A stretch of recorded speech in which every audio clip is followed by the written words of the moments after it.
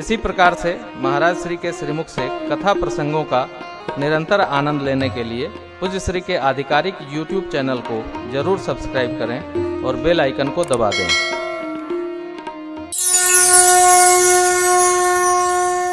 भक्ति क्रिया नहीं है, भक्ति स्थिति है, जीवन की एक स्थिति है। और मैं हर कथा में ये बात रखता हूं, क्रियाशील बनिए परंतु भगवान का होकर बनिए, अपना होकर नहीं। बड़ी अच्छी अच्छी चर्चा, कितने सुंदर सुंदर सूत्र, दर्शन करिए। देखिए, मोह को दरिद्र कहा, जबकि श्री काकभूषण जी महाराज कहते हैं, हे पक्षीराज, मोह सकल व्याधिन कर मूला। सारी बीमारियों की जड़ क्या है? मोह है। अच्छा भाई, ये मोह है क्या? जो मेरा नहीं है उसके लिए संघर्ष करना, ये मोह है।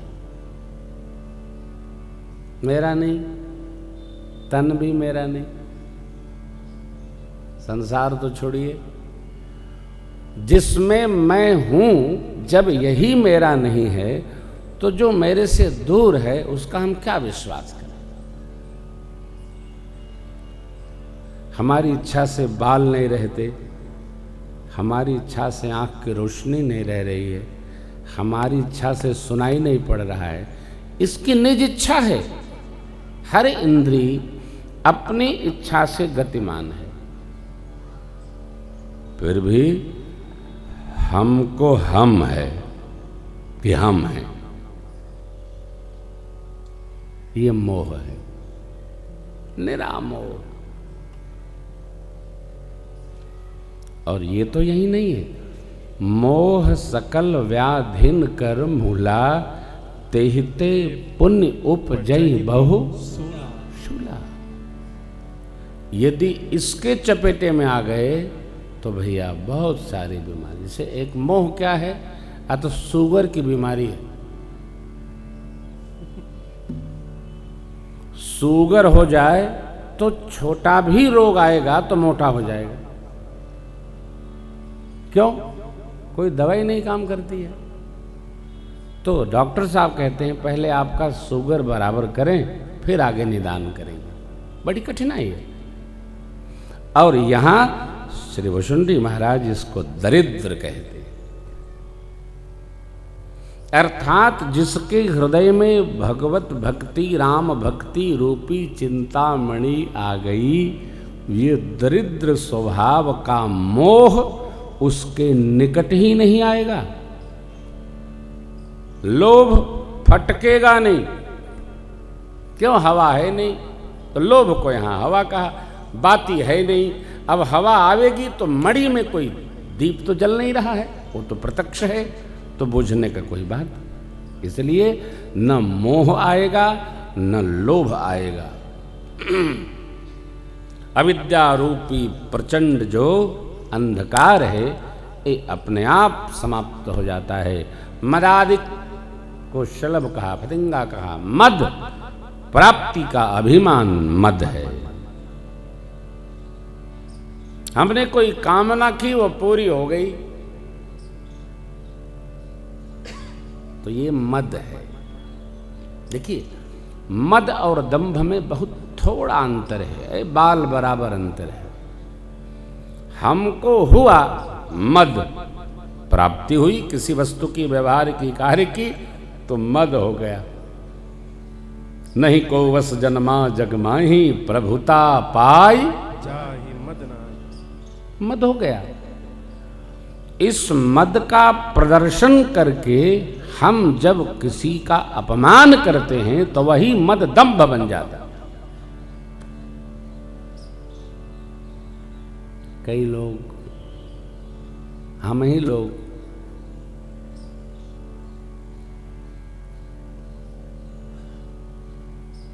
कोई कहे जरा इनका परिचय कराइए, तो वो बोले ये हमको जानते होंगे। अगला बोला हम तो आपको नहीं जानते। आप हमको नहीं जानते? अरे भाई नहीं, आपका सिर तो एक ही है, 10 होता तो दुनिया जानती। अब हमको नहीं जानते, ये क्या है? ये भी दंभ है। हम जैसे हैं नहीं, हम जैसे नहीं है वैसे का जब प्रदर्शन करते हैं तो हमारे अंदर मद ही दंभ में परिवर्तित हो जाता है। ये सब अविद्या, अंधकार, मद, फतिंगे, कामनाओं का जो समुच्चय है क्षय का, काम, क्रोध, मद, मोह, लोभ और मत्सर, इसको कल खल कहा था। खल माने दुष्ट। ये भी दूर खड़े रहते हैं। क्या?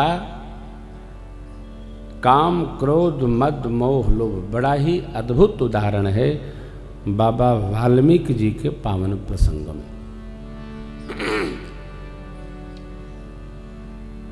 मैं बारंबार आग्रह करता हूं, इंद्रियों को संसार के साथ से थोड़ा मोड़कर और भगवान की ओर लगा लिया जाए। कोई प्रयास मत करें।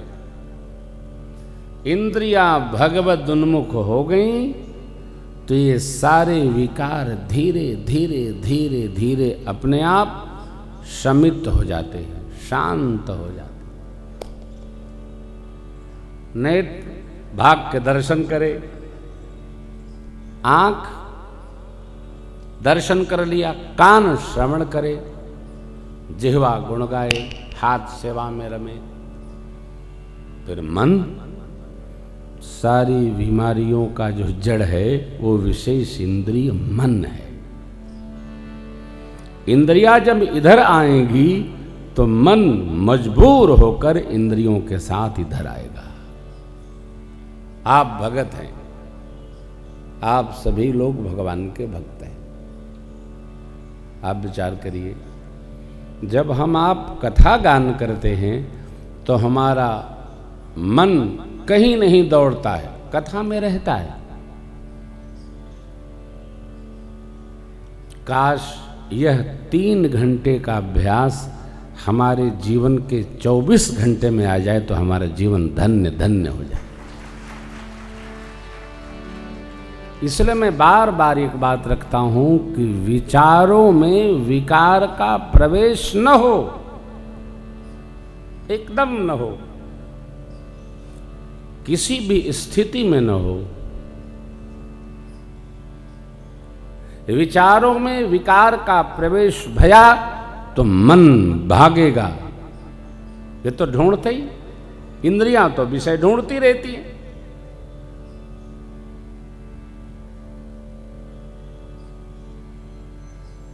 पुन पुन जाय विषय कहूं धावत, जैसे शूकर ग्रामी, मोते कौन कुटिल खल।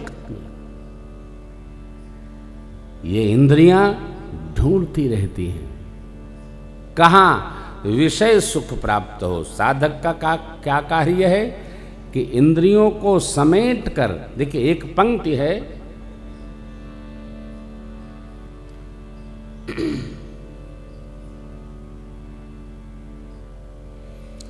कर्णधार सदगुर दृढ़ नावा, दुर्लभ साज सुलभ करी पावा। दुर्लभ साज क्या है? तो ये दुर्लभम मानुषम देहे, श्रीमद् भागवतम। कर्णधार सदगुरु नाविक क्या करते हैं? विषय बयार से नाव जगत रूपी समुद्र में, सिंधु में अथवा नदी मान लीजिए, इसमें दौड़ रही है। सदगुरु का क्या कार्य है? जो कर्णधार है, अपनी कृपा वायु नाव को देकर और जिधर वो चाहते हैं उधर मोड़ देते। सदगुरु नाविक हैं, इसलिए हमारे सनातन धर्म में सद्गुरु की शरणागति अनिवार्य है, अनिवार्य है, अनिवार्य है। सद्गुरु का क्या कार्य? नाव दौड़ी जा रही है, भगी जा रही है, कृपा बयारी देकर उस नाव को मोड़ दे, कहां ले जाए? भगवान में लगा दे। इतना कार्य। सत्संग क्यों करना? सत्संग से हमारा मन भगवान के स्मरण में रत हो जाता है, लग जाता है। कुसंग से क्यों बचना? क्योंकि अजामिल जैसा भगवान का भक्त ब्राह्मण भी एक नर्तकी के नृत्य को दर्शन करके और सब पूजा पाठ त्याग दिया और उसी की आसक्ति में आसक्त हो गया। इसलिए सावधान, साधकों को कुसंग से सर्वकाल बचना चाहिए, हर प्रकार से, अंदर से भी बाहर से भी। कदाचित कोई यत्न भी करे, सावधान, बचना चाहिए। क्योंकि जीवन भर के सत्संग की यात्रा को एक क्षण मात्र का कुसंग उसी प्रकार समाप्त कर देता है जैसे क्षीर सिंधु में एक नींबू की बूंद पड़ जाए तो फटकर खंड खंड दूध हो जाता है। इसलिए जीवन में सर्वकाल भक्त को सावधान रहना। नहीं, अरे लिखा है, कौन कुसंगति पाई नसाई। कौन?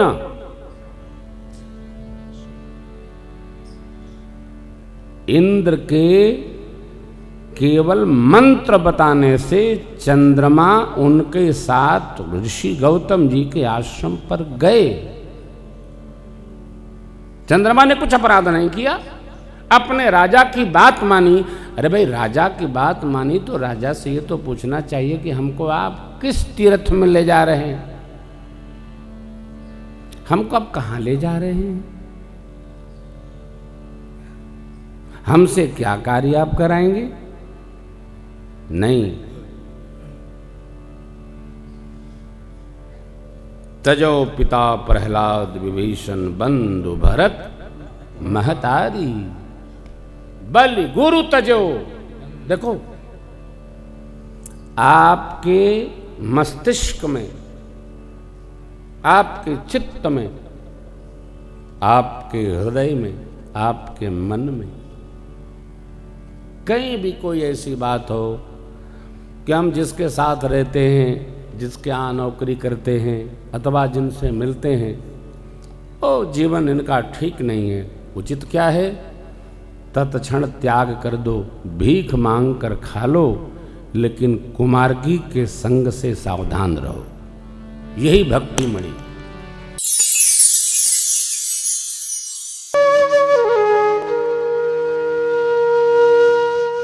इसी तरह सुनते रहिए, चैनल को सब्सक्राइब करिए, बेल आइकन को दबा दीजिए और पुण्य अर्जन के लिए अपनों में शेयर करिए।